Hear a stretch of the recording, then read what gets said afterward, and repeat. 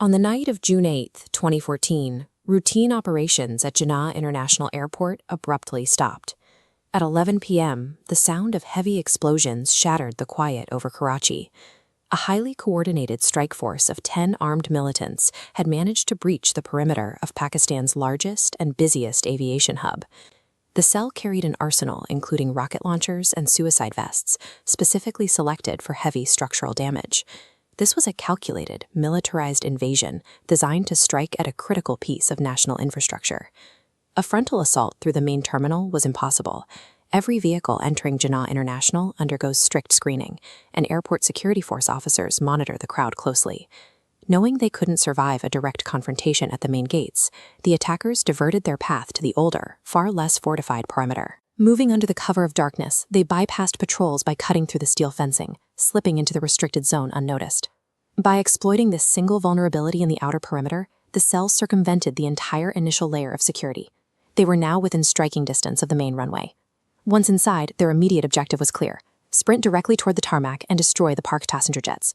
But the explosions from their entry drew immediate attention.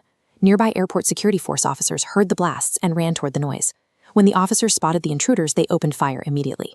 The militants fought back hard, desperate to push through the resistance and reach the valuable aircraft on the runway. The security officers' rapid head-on engagement trapped the attackers in a brutal choke point, stopping them from reaching the planes during those critical first minutes. Physical evidence gathered from the scene revealed a crucial tactical detail that changed the understanding of the entire operation. Mixed in with their heavy ordnance were large supplies of dry fruits, water pouches, and dense rations, enough to keep the cell alive for days. Their plan was to occupy the terminal and take the stranded passengers hostage and hold the entire airport for a full week to force concessions from Averment. While entrenched, they intended to systematically destroy the grounded aircraft, inflicting billions of rupees and physical damage.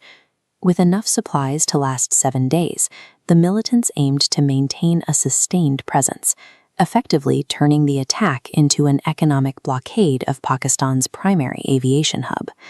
As news broke, global defense analysts watching the situation unfold predicted it would take security forces at least 3 to 4 days to clear the heavily entrenched militants from the sprawling facility.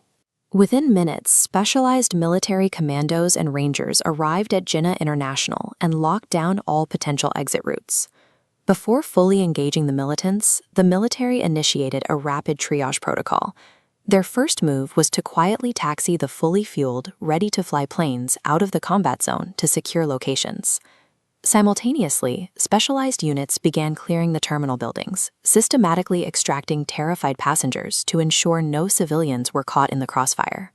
Moving the aircraft and the civilians ensured that when the final offensive began, the militants were left with an empty terminal, deprived of the hostages and the high-value targets required for a negotiation. With assets secured, the operation shifted to elimination. For 5 hours, intense, blind firefights echoed through the airport as the country waited. By 4 a.m., the gunfire finally ceased, and military personnel killed 8 attackers. Cornered, a final 2 detonated their suicide vests. Shortly after, Army officers emerged from the terminal holding the Pakistani flag, signaling that the complex was finally clear. A heavily armed invasion intended to paralyze the nation for 7 days was entirely neutralized in just 5 hours. Once the smoke cleared, authorities turned to the pressing question: who orchestrated this breach? The Tehrik-e-Taliban Pakistan officially claimed responsibility. Leadership stated the operation was launched in direct retaliation for the death of their former commander, Hakimullah Masood. Despite the scale of the destruction, Jinnah International reopened to civilian flights just 18 hours after the first shots were fired. While the infiltration exposed vulnerabilities in the outer perimeter defenses, the speed of the counter-operation transformed a planned national humiliation into a showcase of tactical resilience.